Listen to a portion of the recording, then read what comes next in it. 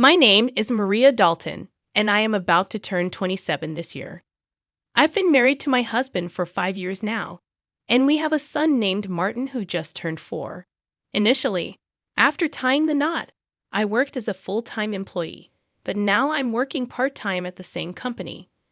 My husband is 3 years older than me at 30. I was initially swept off my feet by Kevin Carlton's passionate gestures, which ultimately led us to date and eventually get married. However, Kevin's demeanor shifted after marriage, revealing a more domineering side that I hadn't seen before. Kevin's sister, Jane Dalton, who is 20 years old, seems to hold a special place in his heart, perhaps due to their significant age gap. Before our marriage, I didn't pay much attention to their dynamic, assuming they got along well. However, after tying the knot, I started noticing changes in Jane's behavior. Jane frequently drops by our house unannounced, expecting to be catered to regardless of the time. She never brings any gifts or shows any appreciation during her visits.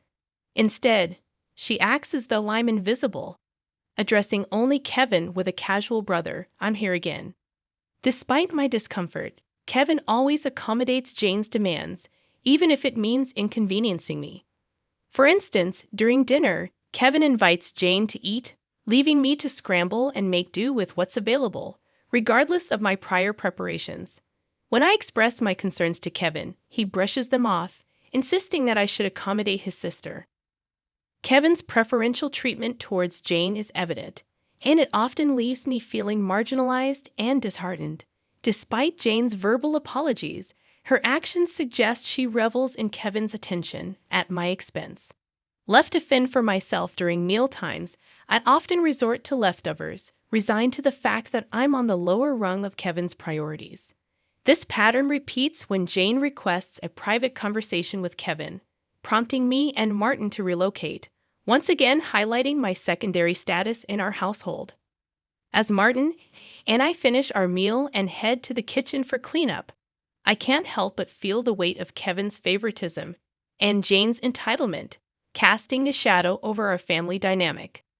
I find Kevin and Jay chatting happily on the sofa, ignoring the dishes left untouched on the dining table. Their negligence toward cleaning up suggests they see me not as a wife or sister-in-law, but more like a maid. They don't acknowledge Martin either, treating him as if a maid brought her child to work. While I'm cleaning up in the kitchen, about to take a bath with Martin, Kevin loudly calls me, despite the late hour nearing 8 p.m.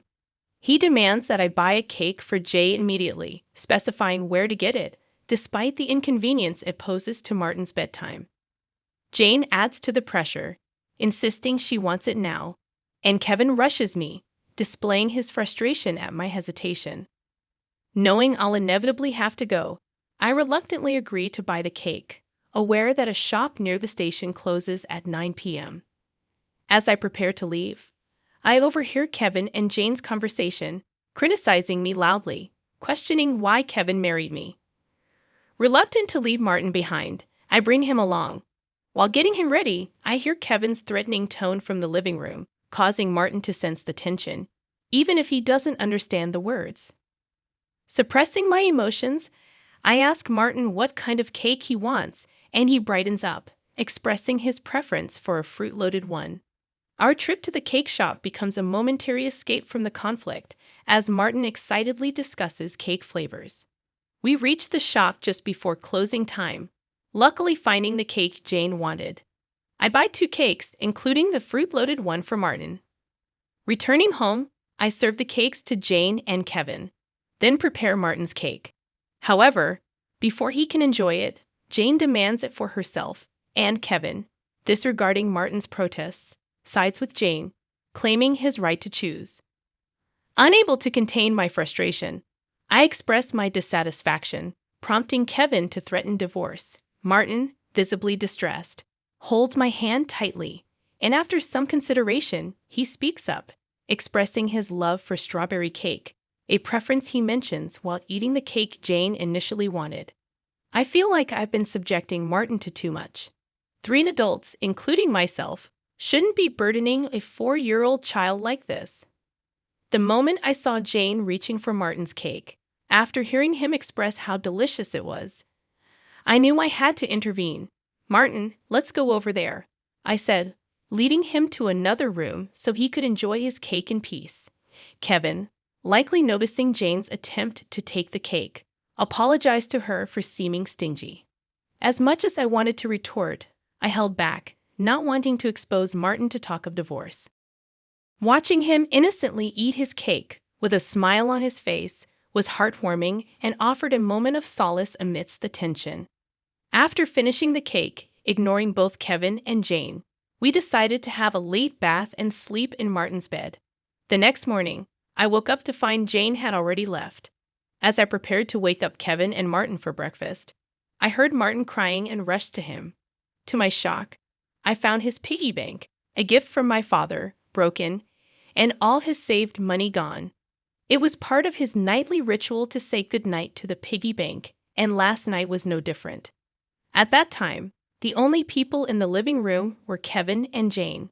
I asked Kevin about it, and he casually mentioned that Jane needed some money, so she took it from Martin's piggy bank, ignoring his tears. As I held Martin, feeling his pain so deeply, I couldn't help but cry with him. It hurt to see Kevin prioritize and care for Jane over our own son. I felt a surge of anger and sadness, unable to bear the sight of Martin in such distress. "Why are you making the morning so miserable? I feel awful," Kevin exclaimed. "Don't you think you've done something wrong? Martin is crying so much for the first time since we got married." I expressed my anger towards him. Kevin looked at me intensely, then went to the bedroom without a word. He returned with something in his hand, divorce papers. "If you're not happy with me, then let's divorce," he said, thrusting the papers at me before leaving the house with a loud bang. Martin, who had never cried over issues with Kevin and Jane before, must have reached his limit. He's been crying since last night, and I can't bear to see him in such pain. "Hey, Martin, should we skip daycare today?" I asked, trying to comfort him. He seemed happy at the idea of spending the day with me, replying with a loud yes and showing me a faint smile. As he brought a picture book from the shelf and sat on my lap, looking up at me with happiness, I couldn't help but think that his little heart must be full of patience. Today, we'll take it easy. I made a decision to fill Martin's heart with as much joy as possible. While I might be causing some inconvenience at my workplace, my colleagues kindly understood the situation and granted me a day off, encouraging me to spend quality time with Martin. In the morning, we went to the park where we played hide and seek, laughed in the sandbox, and gleefully slid down the slides. Returning home for lunch, Martin seemed drowsy, a rare occurrence for him. Normally, he can nap by himself, but today he fell asleep on my lap, reminiscent of his baby days. Instead of tackling household chores while Martin napped, I decided to cherish this special moment and be comforted by his peaceful sleeping face and gentle breathing. As I drifted off myself, a noise from the entrance jolted me awake. It was too early for Kevin to be home, so I felt a sense of unease. Quickly, I gathered Martin and only essentials, hiding in the bedroom closet. My heart raced as I heard footsteps approaching. Then, a familiar voice echoed through the house.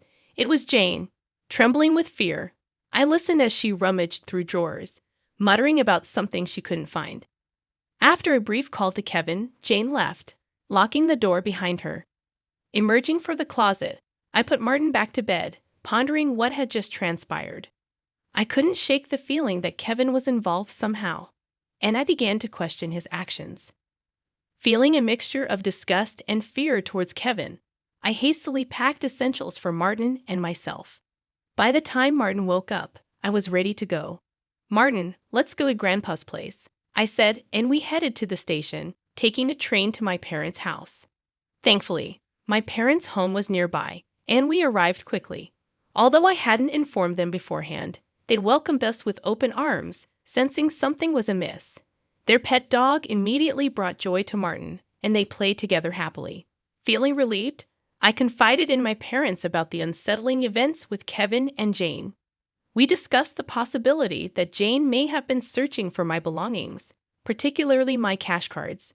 Reflecting on my mother's insight, I remembered my successful experience in launching an online shop for handmade goods with my friends.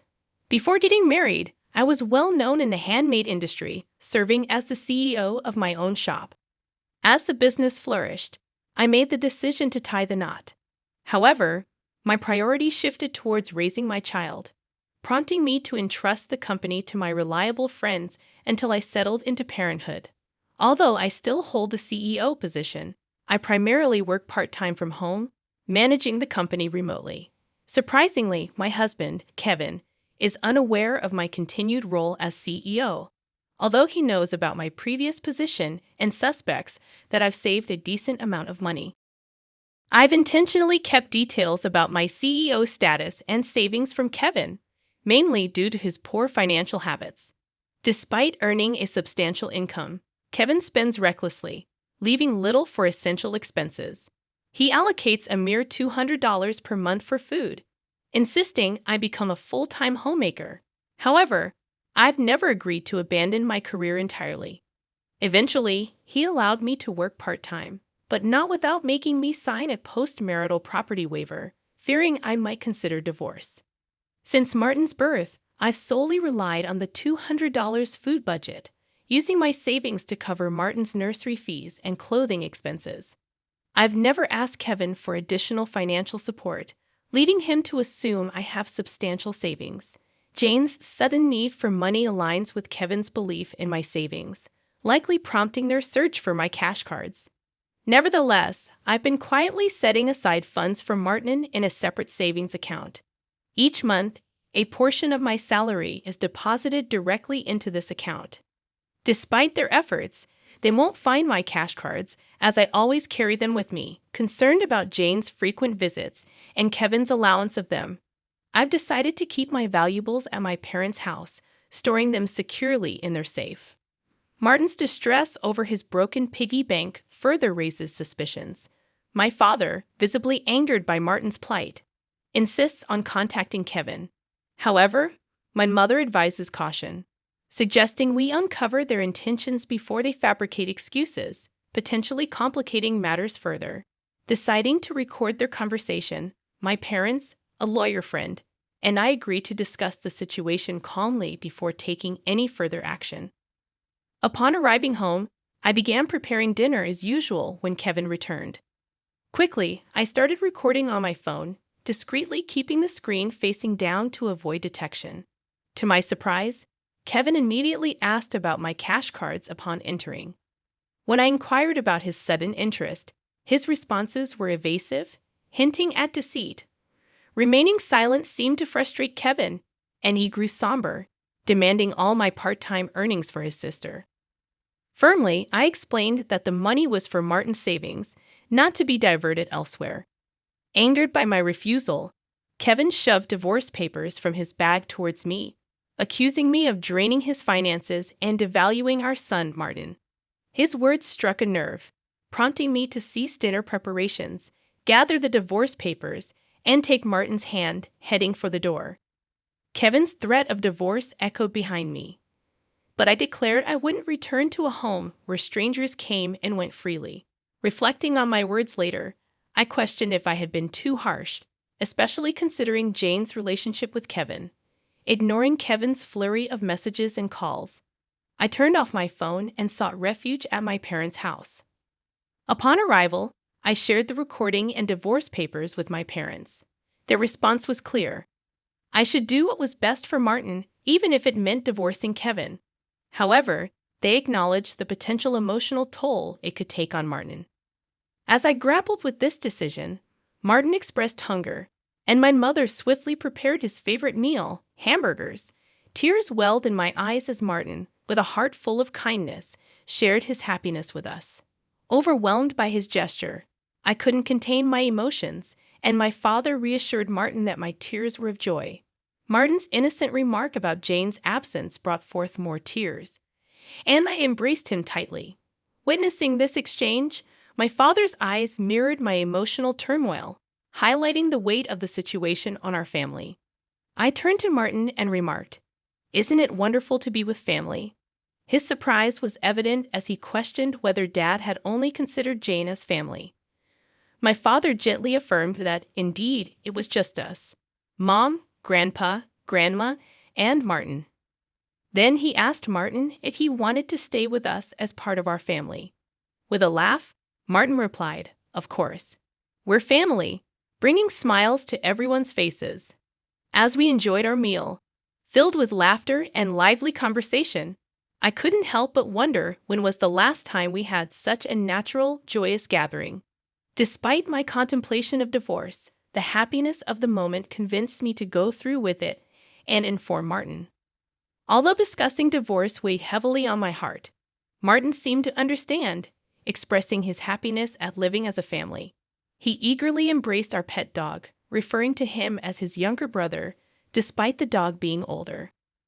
Preparing for the divorce, I swiftly contacted a lawyer, arranging to meet the next day. That night, Martin slept peacefully with my father and the dog, their faint laughter offering comfort. As I laid in bed with my mother, memories of my childhood flooded my mind, lulling me to sleep.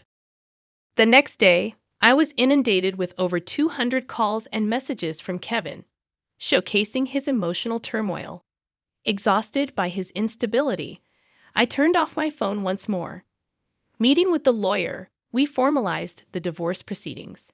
The lawyer explained that Kevin had become entangled in Jane's substantial debts, using my savings as a solution. Despite Kevin's attempts to reconcile, the divorce had been finalized. Later, I received a call from Kevin, his tone markedly different, devoid of aggression. He confessed to spoiling Jane and feeling jealous of Martin. Despite his plea for reconciliation, I remained resolute in my decision. Returning to my parents' house, I decided to stay until Martin grew up. Meanwhile, I resumed my role as company president, explaining the situation to my colleagues. Subsequently, Kevin and Jane were disowned by their parents due to their debt and the divorce, now living in a cramped apartment, constantly blaming each other. However, despite their turmoil, I found solace and happiness in being with my family.